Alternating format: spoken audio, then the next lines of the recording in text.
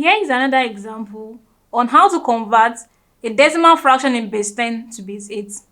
And in this example, we'll be looking at 119.125 as a decimal fraction, which will be converting to base 8.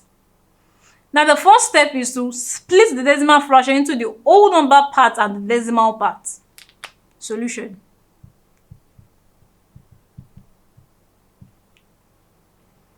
So let's split whole number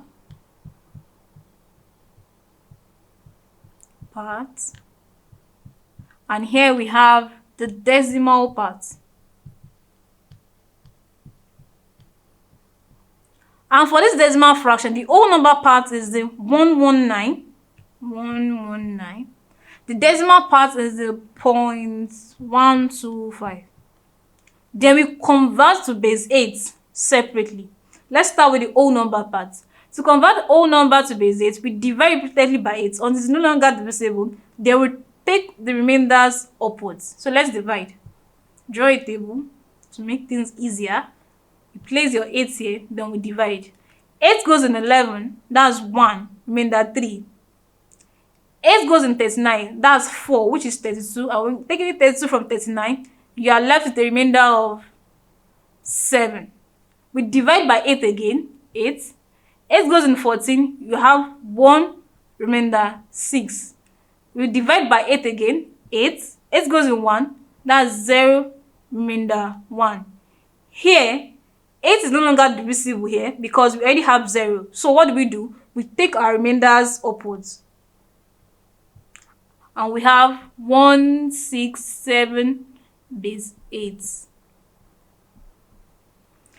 Now here, for the 0.125, the decimal part, we convert to base 8 by multiplying by 8. We do it repeatedly until you have 0 on this part or a periodic number.